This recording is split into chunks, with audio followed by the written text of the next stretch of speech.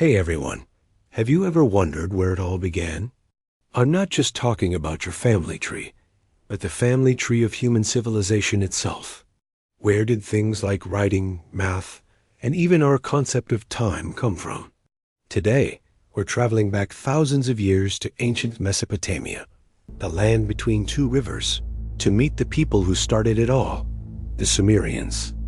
Around 4500 BC, in what is now modern-day Iraq, a group of people settled in a fertile land they called Sumer. They weren't just simple farmers. They were pioneers, innovators, and the architects of the world's first known civilization. They built incredible cities like Uruk, Ur, and Eridu, complete with massive temples called ziggurats that reached for the heavens. But what makes the Sumerians truly fascinating is the explosion of knowledge that seemed to appear out of nowhere. Let's talk about writing. Before the Sumerians, there was no way to record history, laws, or even a simple grocery list. They invented a system called cuneiform, using wedge-shaped marks pressed into wet clay tablets. This wasn't just simple pictures. It was a sophisticated script that could express complex ideas. They wrote epic poems like the Epic of Gilgamesh, the world's first great work of literature, which tells the story of a king's quest for immortality. They documented their laws, their business transactions, and their view of the cosmos. Writing changed everything. It allowed knowledge to be passed down accurately through generations, building a foundation for all future civilizations. But their genius didn't stop there. The Sumerians were brilliant mathematicians and astronomers. Have you ever wondered why we have 60 seconds in a minute and 60 minutes in an hour? You can thank the Sumerians. They used a base 60 number system, which we still use today for telling time and for the 360 degrees in a circle. They meticulously tracked the movements of the sun, moon, and stars. They created the first known star charts, identifying constellations and predicting celestial events. This wasn't just for curiosity. Their agricultural society depended on this astronomical knowledge to create accurate calendars for planting and harvesting crops.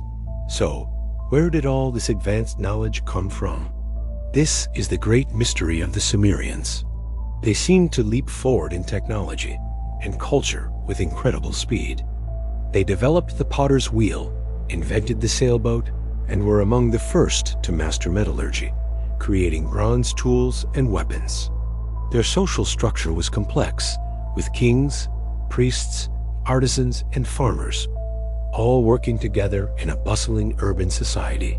Some theories suggest their innovations were a natural progression, born from the challenges of managing a growing population and a surplus of resources. The need to track grain, manage irrigation, and build cities spurred them to invent solutions. Other, more fringe theories even point to their mythology, which speaks of gods called the Anunnaki, who came down from the heavens and gifted humanity with knowledge. While that's a fascinating story, most historians believe Sumerian ingenuity was a testament to human potential. Faced with the need to organize their world, they rose to the occasion with breathtaking creativity. Their legacy is all around us. The very act of me speaking to you, and you watching this on a device, is part of a long chain of knowledge that began on a clay tablet in ancient Sumer. They laid the groundwork for the Babylonians, the Egyptians, the Greeks, and eventually our modern world. They were the original trailblazers, the ones who first dared to write down their thoughts, measure the heavens, and build cities that would echo through eternity. Thanks for joining me on this journey back in time. If you found the story of the Sumerians as amazing as I do, hit that like button and subscribe for more deep dives into history. Let me know in the comments what ancient civilization you'd like to explore next. See you in the next video. Have you ever heard of a massive ancient city in North America that vanished long before Columbus ever set sail? No, this isn't a myth or a legend. This is the real story of Cahokia, a metropolis that once rivaled London in size, located right in the middle of what is now the United States. Get ready. Because we're about to uncover the secrets of a lost civilization that challenges everything you thought you knew about ancient America. Picture this. It's the year 1100 AD, while castles are being built across Europe. A bustling city thrives near modern-day St. Louis, Missouri. This is Cahokia. At its peak, it was home to as many as 20,000 people, making it the largest and most sophisticated pre-Columbian settlement north of Mexico. Its people were master builders, astronomers, and artists. They constructed over 120 massive earthen mounds, some reaching 10 stories high, all built by hand, basketful by basketful. The largest of them all, Monk's Mound, is a testament to their incredible engineering prowess. It's bigger at its base than the Great Pyramid of Giza.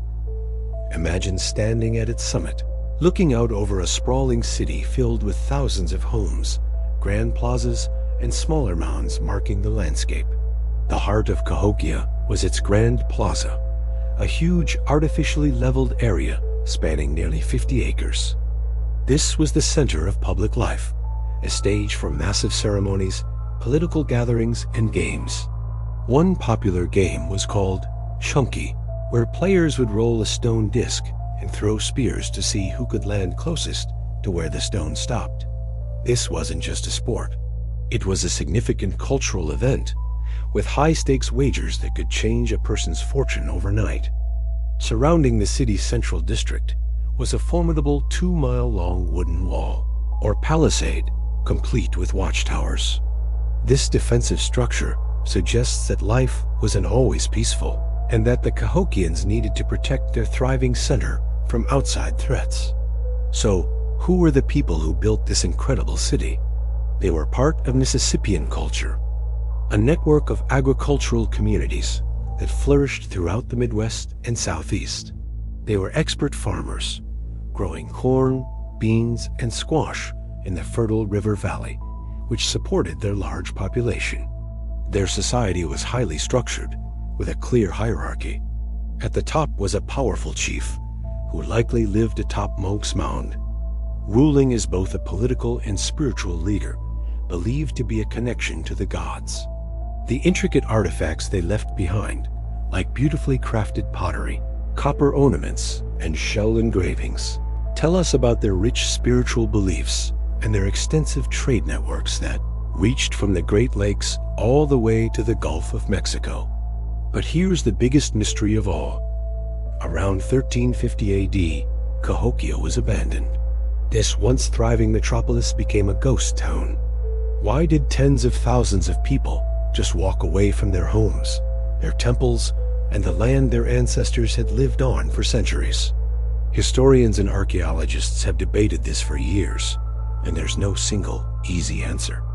It was likely a combination of factors. One leading theory points to environmental degradation. Supporting such a large population may have led to deforestation, soil erosion, and the depletion of local resources, making life unsustainable. Another theory suggests social and political turmoil. Perhaps there was internal conflict, a rebellion against the ruling elite, or warfare with neighboring groups that destabilized the city. Evidence of prolonged droughts and floods around that time also points to climate change as a major stressor. It's possible that a series of crop failures led to famine and disease, forcing the people to disperse in search of a better life. The story of Cahokia is a powerful reminder that even the greatest civilizations can fall. It's a humbling tale of human ingenuity, social complexity, and the delicate balance between a society and its environment. Today, the mounds are all that remain, silent sentinels of a forgotten past, preserved as a UNESCO World Heritage Site. Visiting Cahokia is like stepping back in time, a chance to walk the ground where a vibrant American Indian culture once stood. It forces us to reconsider the history of North America and to appreciate the incredible achievements of its earliest peoples. What do you think was the final blow that brought down this mighty city? Let me know in the comments below. Thanks for joining us on this journey into the past. If you enjoyed uncovering the secrets of Cahokia, Don't forget to hit that like button and subscribe for more adventures into lost worlds. See you next time. Imagine a city, not of towering skyscrapers, but of deep, winding tunnels. A city hidden from the sun, buried deep within the earth. This isn't science fiction.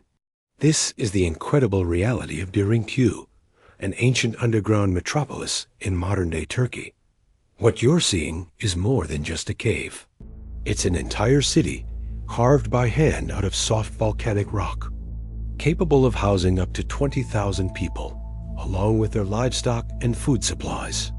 It plunges more than 85 meters, that's about 280 feet, into the ground, spanning an astonishing 18 levels. Just think about that for a second. An 18-story building, but going down instead of up. So, why would anyone build such a colossal underground refuge? The answer lies in survival. Historians believe Derinkuyu was started by the Phrygians, an ancient Indo-European people, as far back as the 8th century BCE. Over the centuries, it was expanded and used by various cultures, most notably by early Christians. They were seeking a safe haven from persecution, invasions, and raids. When danger approached, the entire population could vanish from the surface, disappearing into the subterranean world. Life underground wasn't just about hiding. It was a fully functioning society. As we explore its labyrinthine passages, we find everything a community would need. There are living quarters, stables for animals, and communal kitchens with soot-stained ceilings that tell tales of countless meals cooked deep below.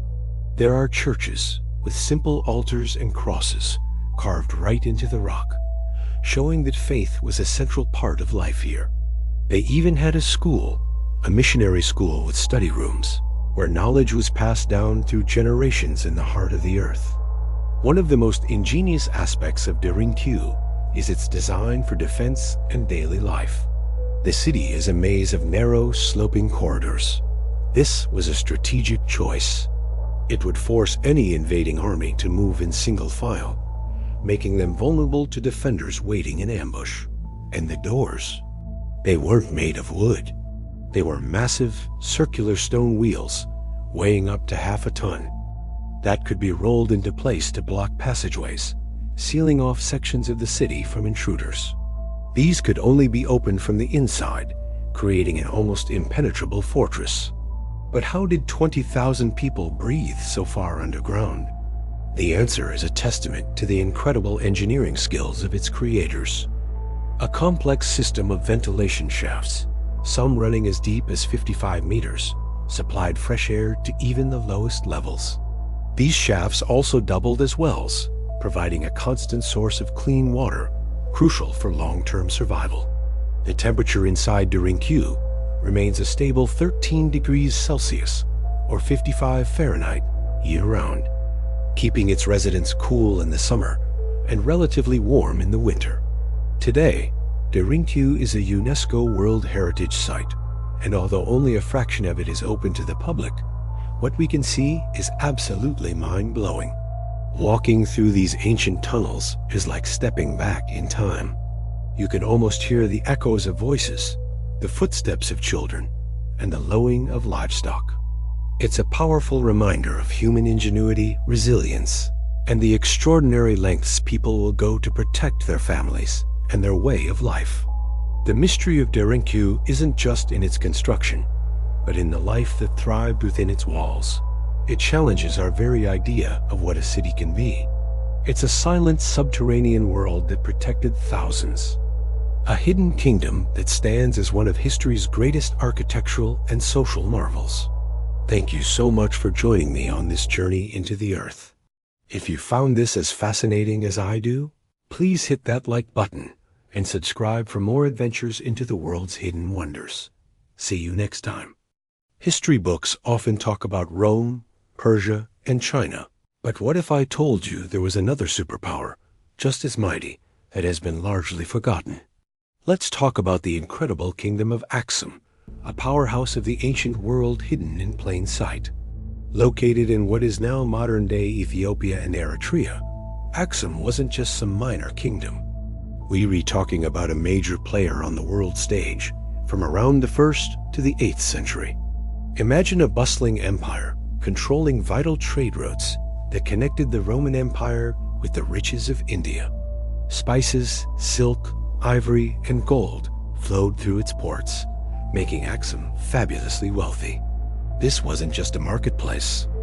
It was a cosmopolitan hub where different cultures, ideas, and languages met and mingled. One of the most mind-blowing things about Axum is its monumental architecture. Forget small huts.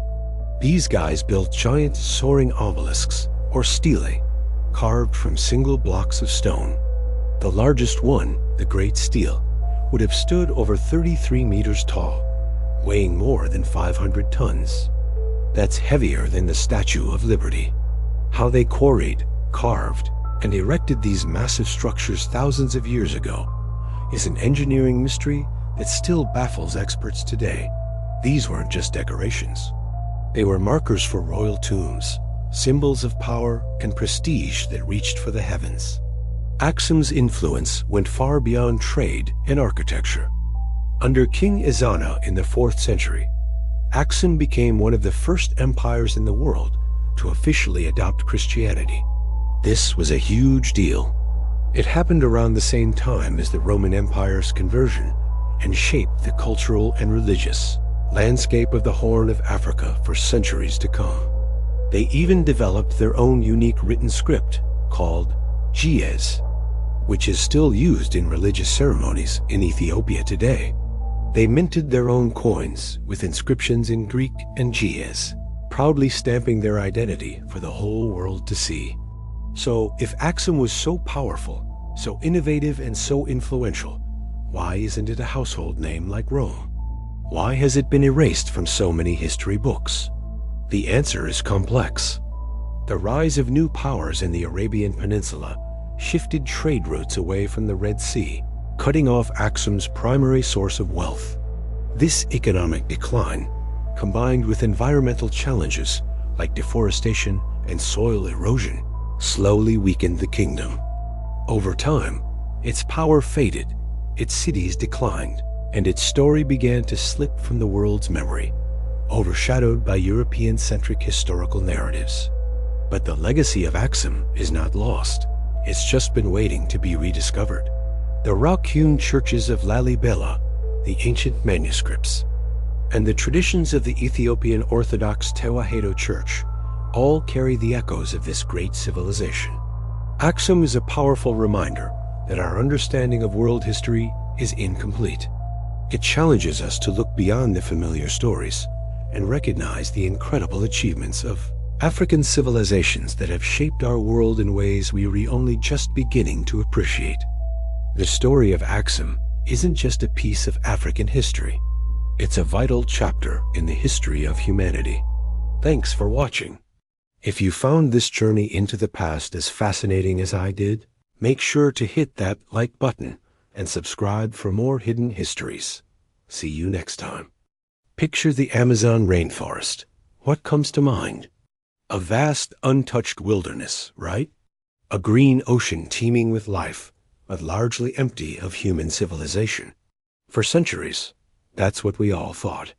The idea of a massive, complex society thriving deep within the jungle seemed like something out of a fantasy novel. But what if I told you that this virgin forest is actually a ghost? A ghost of a bustling, vibrant world that disappeared, leaving behind only whispers and shadows.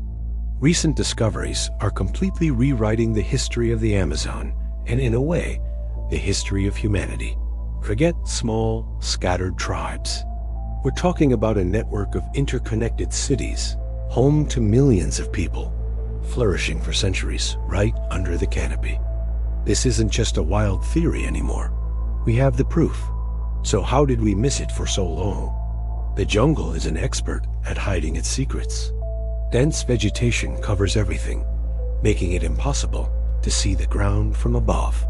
For archaeologists on foot, it's like trying to solve a jigsaw puzzle when you can only see one piece at a time. They found strange mounds, pottery shards, and mysterious earthworks. but couldn't grasp the true scale of what they were seeing. The jungle's camouflage was just too good. The game changer was a technology called LiDAR.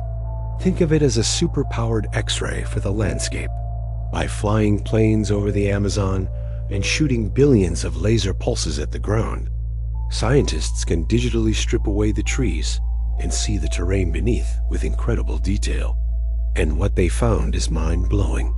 In regions like the Llanos de Mojos in Bolivia and the Apano Valley in Ecuador, the LiDAR scans revealed an astonishingly complex urban landscape.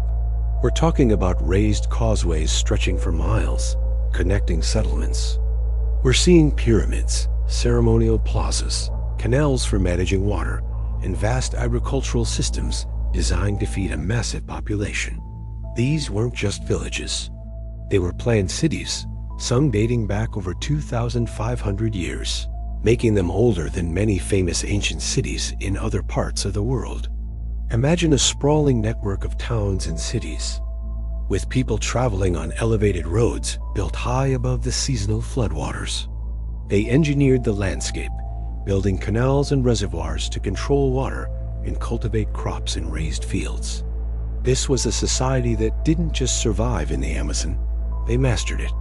They reshaped the very earth to build their world.